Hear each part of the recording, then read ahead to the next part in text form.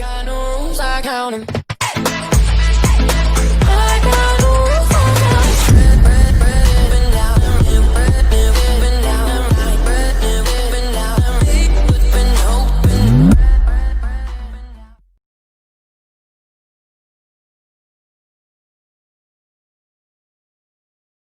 कैसे हैं आप? अभी मैं आपको कुछ अंगों के चित्र दिखाती हूँ।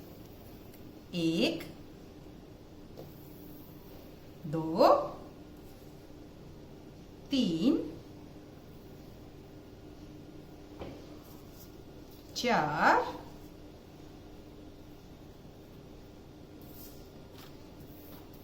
ये और ये। अरे ये क्या? ये सभी अलग अलग अंग थे, इन्होंने मिलकर के बना दिया अंगतंत्र। अंगतंत्र ये क्या होता है? सभी अंग जब मिल करके कोई एक विशेष कार्य करते हैं तो उसे हम अंगतंत्र कहते हैं। और ये हमारा अंगतंत्र करता है पाचन का कार्य, तो हम इसे कहेंगे पाचन तंत्र। और क्योंकि ये पाचन तंत्र मनुष्य का है तो हम इसे कहेंगे मानव पाचन तंत्र। आज हम इन्हीं के नाम और इनके कार्यों के बारे में जानकारी प्राप्त करेंगे। तो सबसे पहले शुरू करते हैं हमारे सबसे पहले अंग यहां से। ये हमारी क्या है? मुख गुहिका। और यहीं से होती है शुरुआत जब आपका भोजन आपके शरीर के अंदर जाएगा, यानी अंतर्ग्रहण की। अंतर्ग्रहण भोजन का अंदर लेने की जो प्रक्रिया है, और पाचन में पहली प्रक्रिया हमारी अंतर्ग्रहण की। उसके पश्चात जब भोजन यहां आता है तो हमारे मुख में होते हैं दांत, और इस तरीके से ये हमारे मुख में हमारे दांत जुड़े होते हैं, जो इस भोजन को काटने का और छोटे छोटे टुकड़ों में बांटने का कार्य करते हैं। और उसके साथ होती है हमारी जीह्वा, जिसके ऊपर स्वाद कलिकाएं होती हैं। और ये स्वाद कलिकाएं हमें भोजन के विभिन्न स्वादों के बारे में बताती हैं। साथ ही हमारे मुख के अंदर जो लाला रस, उसको भोजन के साथ अच्छे से मिलाने का कार्य भी हमारी इस जीह्वा का होता है। इस लाला रस को मिलाने के 2 फायदे होते हैं। पहला, पाचन की प्रक्रिया शुरू हो जाती है और शर्करा यहाँ पे बननी शुरू, मंड जो हमने था भोजन में, वो मंड जो है वो शर्करा में बदलना शुरू हो जाता है। और धीरे धीरे जब आप चबाएंगे तो आपको भोजन मीठा लगना शुरू हो जाता है, यानी जो मंड था वो किस में बदल गया? शर्करा में। तो ये हमारी पाचन की पहली प्रक्रिया शुरू हुई किसकी सहायता से? लाला रस की सहायता से। और लाला रस मुख में कहां से आता है? लाला ग्रंथि की सहायता से। और लाला ग्रंथि की सहायता से जब हमारे भोजन में मंड जो है उसका पाचन किस में शुरू हो गया? शर्करा में। तब उसके पश्चात हमारा भोजन ये जो हमें एक लंबी सी यहाँ पे नली दिख रही है, जिसे हम कहते हैं ग्रसिका। ये कौन सी नली है? ग्रसिका। और ये नली हमारे मुख को हमारे इस अंग से जोड़ने का कार्य करती है। साथ ही जो भोजन हमने यहां से लिया, उस भोजन को इस तरीके से संकुचन विधि से, ऐसे संकुचन करती हुई संकुचन विधि से भोजन को हमारे इस अंग, यानी ये जो अंग है ये हमारा आमाशय, और ये हमारे आहार नाल का सबसे चौड़ा अंग होता है, जो कि यू, अंग्रेजी के अक्षर यू के आकार का होता है। और यहाँ पर इस ग्रसिका से भोजन होता हुआ हमारे आमाशय में पहुंच जाता है। ठीक है, आमाशय 2 तरफ से खुलता है। ऊपर ये ग्रसिका से जुड़ा है और नीचे ये हमारी आहार नाल के अगले हिस्से से जुड़ा है। इस आमाशय के अंदर 3 विशेष रस स्रावित होते हैं। कौन कौन से? श्लेष्मल,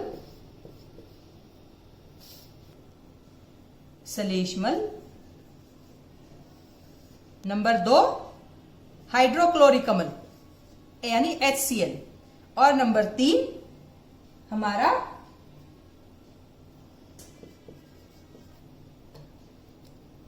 श्लेष्मल, HCl और पाचक रस। HCl क्या करता है, ये हमारे इस आमाशय के अंदर अम्लीय माहौल बनाता है ताकि भोजन का पाचन हो सके। अब जब हमारे अस्तर के पास यहाँ पर HCl है जो कि एक अम्ल है, तो हमारे आमाशय को खतरा है। इससे बचाने का कार्य कौन करता है, श्लेष्मल। ये हमारी आंतरिक भित्ति को, इस आंतरिक भित्ति को इस तरीके से ढक लेता है ताकि इसको HCl अम्ल से कोई भी खतरा ना हो, ये बची रह सके। तत्पश्चात हमारा पाचक रस इस भोजन को यहाँ पर पाचित करवाता है और यहाँ किसकी पाचन शुरू होती है, प्रोटीन की। सबसे पहले यहाँ किसकी हुई थी, मंड की। अब किसकी शुरू होगी है, आमाशय में प्रोटीन की। फिर इसके पश्चात क्या होता है, जो हमारा भोजन है वो इस नली के द्वारा पहुंचता है हमारी इस नली के सबसे लंबे अंग। वो कौन है, ये जो अंग आपको बीच में नजर आ रहा है, इसका नाम होता है क्षुद्र आंत, यानी छोटी आंत। इसका हम आम भाषा में क्या नाम लेते हैं, छोटी आंत।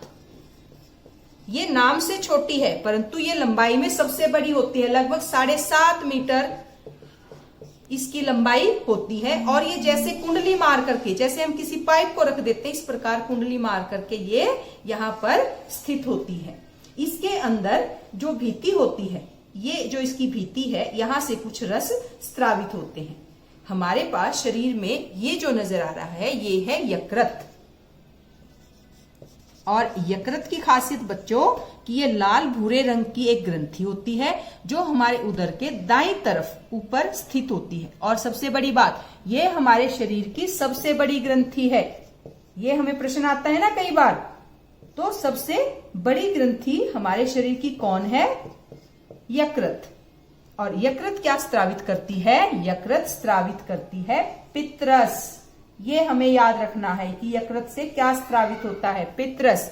पित्तरस किसके पाचन में सहायता करता है, वसा, जो घी, मिर्च, चिकनाई वगैरह हम खाते हैं, उसको पाचन करने के लिए पित्तरस की आवश्यकता होती है, जो कौन स्रावित करता है, यकृत। और इस पित्तरस को कहाँ पे स्टोर किया जाता है, ये जो संरचना आपको नजर आ रही है, इस संरचना के अंदर पित्तरस इकट्ठा कर दिया जाता है ताकि जब आवश्यकता हो इसको यहाँ से निकालकर यहाँ पर भेजा जा सके। उसके पश्चात यहाँ आपको नजर आ रही है अग्नाशय। ये जो ग्रंथि है ये कौन सी है, ये है अग्नाशय।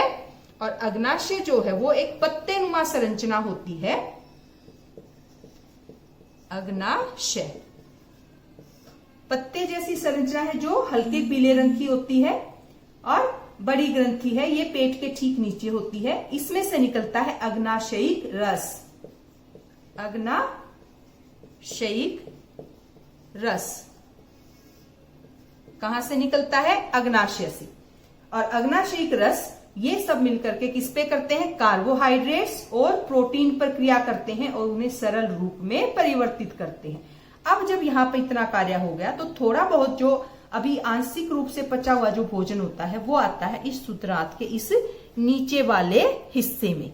और यहाँ पर जो कार्य होता है वो कार्य होता है अवशोषण का, यानी जो भोजन है जो पचा, अब उसको हमारे शरीर से अंदर भेजा जाएगा, रक्त कोशिकाओं से लेकर के हमारे अंदरूनी कोशिकाओं के पास, ताकि वहां उनसे ऊर्जा प्राप्त की जा सके।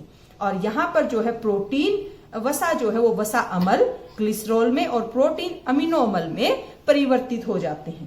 तत्पश्चात शुद्रांत में क्या हो गया, अवशोषण। बच्चों इसकी एक खासियत है, मैं आपको शुद्रांत को अगर हम अंदरूनी चित्र बना करके देखें तो शुद्रांत की अंदरूनी दीवार के पास यहाँ इस प्रकार की उंगली नुमा परिवर्ध होते हैं, ठीक है।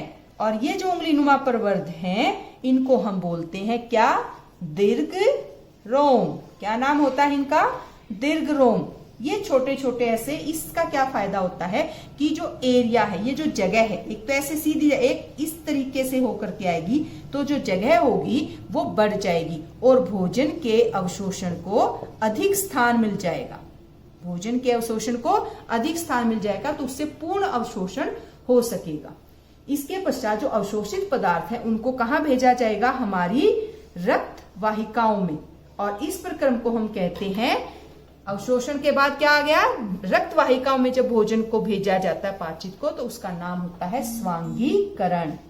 क्या नाम है, स्वांगीकरण।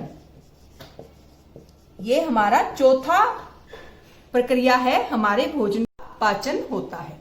तत्पश्चात जो बचा हुआ भोजन होता है वो हमारा भेज दिया जाता है कहाँ पे, ये जो संरचना आपको दिखाई दे रही है इसमें।